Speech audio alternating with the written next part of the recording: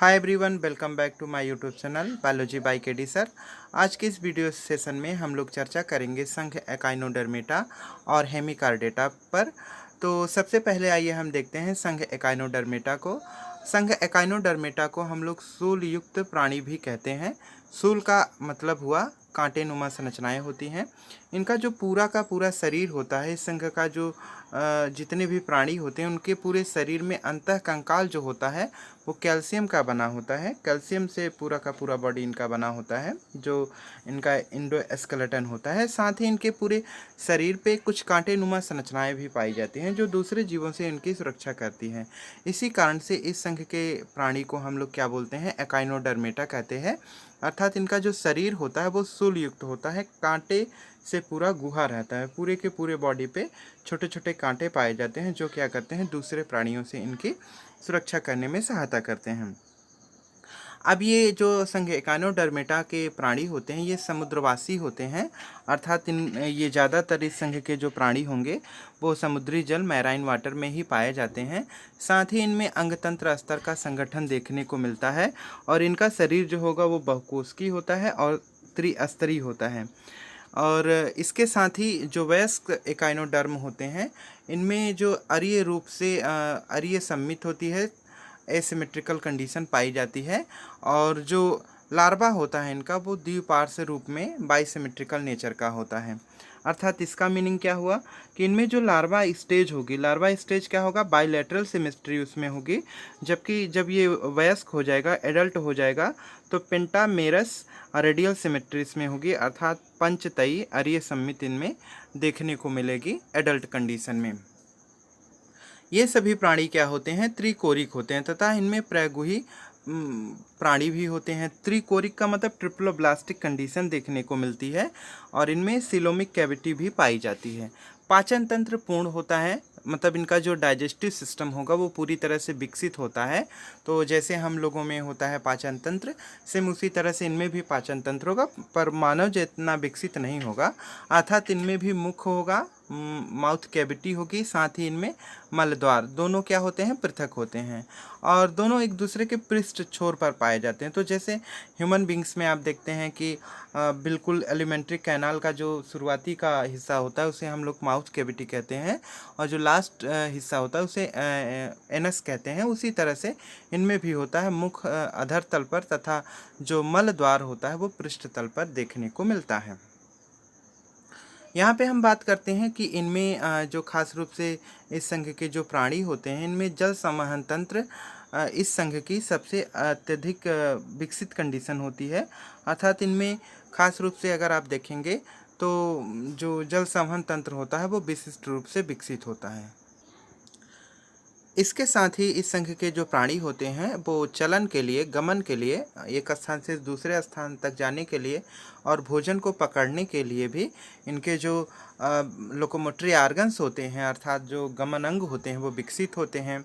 और इनमें साथ ही ये जो जल संवहन तंत्र होता है वो क्या करता है, एक तरह से जो श्वसन की क्रिया होती है, रेस्पायरेशन की क्रिया होती है इन प्राणियों के अंदर, उसमें भी ये काफ़ी हेल्पफुल होता है, सहायता करता है। स्पष्ट रूप से जो उत्सर्जन तंत्र होता है उसका अभाव होता है। तो एक्सक्रीटरी सिस्टम जो होता है वो पूरी तरह से विकसित नहीं होता है और इनमें जो नर और मादा होते हैं वो पृथक होते हैं। पृथक होने का मतलब कि एक मेल होगा तो दूसरा फीमेल होगा। तो जो प्राणी होते हैं संघ एकाइनोडर्मेटा के, उनमें जो रिप्रोडक्टिव आर्गन्स होते हैं वो अलग अलग प्राणी के रूप में विकसित होते हैं। अर्थात जो मेल होगा वो अलग होगा, जो फीमेल होगी वो अलग होती। तो खास रूप से इनमें जो लैंगिक जनन की क्रिया होगी, लैंगिक जनन के लिए इनकी खास बात क्या होगी, इनमें निषेचन अनिवार्य रूप से होगा और निषेचन की क्रिया एक तरह से बॉडी के बाहर होगी, अर्थात बाह्य निषेचन होगा। और जो भ्रूण का परिवर्धन और विकास होगा वो अप्रत्यक्ष रूप से जो लार्वल वाली कंडीशन होगी वो बॉडी सरफेस के बाहर ही होगी, वाटर बॉडी के अंदर बेसिकली देखने को मिलती है। साथ ही अगर हम बात करें इस संघ के प्राणी की, तो इनमें जो श्वसन की क्रिया होती है वो बर्सी डर्मल ब्रांकी या पैपुली के द्वारा होता है। तो जो रिस्पायरेटरी सिस्टम होता है एक इनमें पैपुली या फिर उसे बर्सी या फिर हम डर्मल ब्रैंकियाई कहेंगे। तो इनकी त्वचा पे छोटे छोटे पोर होते हैं, छिद्र होते हैं, जिसके द्वारा ये रेस्पायरेशन करने का काम करते हैं। और इनमें वास्तविक एंटेरोसील देहगुहा भी पाई जाती है। और ये 3 विशिष्ट तंत्र इसमें मुख्य रूप से देखने को मिलते हैं। और इस संघ के प्राणी के अंदर जो तंत्रिका तंत्र होता है या फिर जो संवेदी अंग होता है वो बहुत कम विकसित होता है। साथ ही अगर हम देखें तो हीमल तंत्र इसमें पाया जाता है। हीमल तंत्र का मतलब हुआ जो जैसे blood circulatory system human beings के अंदर होता है, उसी तरह से इनका जो ब्लड होता है वो एक तरह से लिक्विड जैसा होता है। तो उसमें उसमें भी सर्कुलेशन की क्रिया होती है, पूरे बॉडी में ये सर्कुलेट करता है। तो इसी कारण से उसे हीमल तंत्र कहते हैं, हीमल सिस्टम कहेंगे। अब इसमें जो निषेचन की क्रिया होती है वो मैंने आपको बताया ऑलरेडी कहाँ पे होती है। वह निषेचन होता है वाटर बॉडी के अंदर होगा।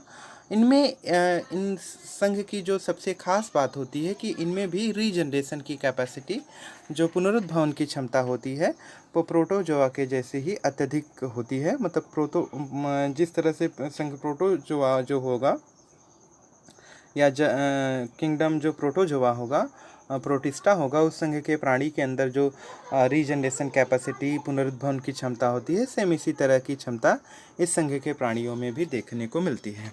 अगर हम बात करें उदाहरण के तौर पे, तो इस संघ के प्राणी में खास रूप से एस्टेसियस, जिसे हम तारामीन कहते हैं, तो स्टारफिश इसे कहा जाता है, एकाइनस समुद्री आर्चिन, और देखें अगर आप तो इसमें एंटीडोन है।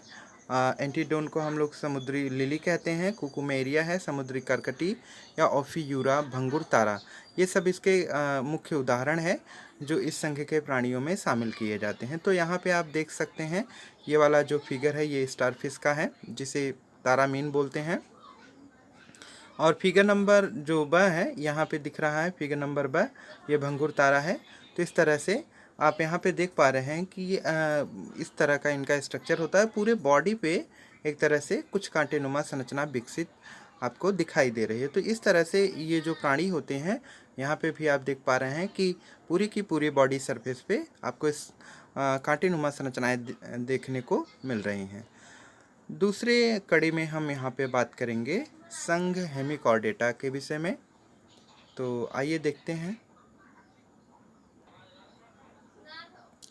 यहाँ पे अगर हम बात करें हेमिकॉर्डेटा की, तो पहले इस संघ के प्राणी को भी कशेरुकी प्राणी अर्थात कशेरुकी संघ में रखा गया था, वर्टिब्रेट्स में ही इसको भी शामिल किया गया था। बाद में इसके लिए एक अलग से उपसंघ विकसित किया गया और इस तरह से ये अलग एक फाइलम में इसको रख दिया गया। लेकिन अब इसे अरज्जुकी प्राणी जो इनवर्टिब्रेट्स होते हैं उसमें इनको हम लोग देखते हैं। हेमिकॉर्डेटा के कॉलर क्षेत्र में अल्प विकसित संरचना होती है। तो जो इनका कॉलर रीजन होता है बॉडी सरफेस का, वो काफ़ी विकसित नहीं होता है, बहुत कम विकसित होता है, अल्प विकसित होता है। इसी कारण से इस संघ के जो प्राणी होते हैं ये स्टोमोकार्ड कहे जाते हैं। जो पृष्ठ रज्जु के समान इनमें संरचना होती है, मतलब जैसे रीढ़ की हड्डी होती है वर्टिब्रेट्स के अंदर, तो उस तरह से इनमें भी ऐसी संरचना देखने को मिलती है। अगर हम बात करें इस संघ के प्राणी जो होते हैं वो कृमि के समान होते हैं, कीड़े मकोड़ों के समान होते हैं, तथा समुद्री जीव होते हैं जिनका संगठन अंग तंत्र स्तर का होता है। तो इनके बॉडी का ऑर्गेनाइजेशन ऑर्गन सिस्टम लेवल का होता है। ये सब जो होते हैं द्विपार्श्व रूप से सममित तथा त्रिकोणिक और प्रगुही प्राणी होते हैं। सिलोमिक कैविटी इनके अंदर भी देखने को मिलती है। इनका जो शरीर होता है वो बेलनाकार होता है तथा सूंड व कॉलर लंबे वक्ष में विभाजित होते हैं। तो इस तरह से सूंड जो होती है बेसिकली जैसे आप हाथी के अंदर देखते हैं, उस तरह से इस संघ के प्राणियों में भी जो नोजल रीजन होता है वो थोड़ा सा विकसित होता है, कॉलर रीजन होता है, वक्ष भाग होता है। इस तरह से इसमें 3 पार्ट्स होते हैं इसके बॉडी को अगर आप डिफ्रेंशिएट करेंगे। तो जो परिसंचरण तंत्र होगा, सर्कुलेटरी सिस्टम होगा, वो बंद प्रकार का होगा, क्लोज्ड सर्कुलेटरी सिस्टम होगा, अर्थात इसमें जो श्वसन होगा वो क्लोम के द्वारा होगा।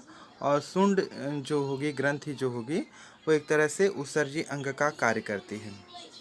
नर एवं मादा जो होते हैं इनमें भी अलग होते हैं और निषेचन की क्रिया भी खास रूप से इनमें भी एक्सटर्नल फर्टिलाइजेशन होता है, बाह्य निषेचन होता है, और जो भ्रूण का विकास होता है, टॉर्नेरिया लार्वा जो होता है वो अप्रत्यक्ष रूप से बाहर की तरफ ही, मतलब वाटर बॉडी में ही विकसित होता है। अगर यहाँ पे हम एग्जाम्पल की बात करें तो बैलेनोग्लासस सैकोग्लोसस, ये इसके दो खास एग्जाम्पल हैं जिसे आप देख सकते हैं। यहाँ पे आप एक फिगर देख पा रहे हैं,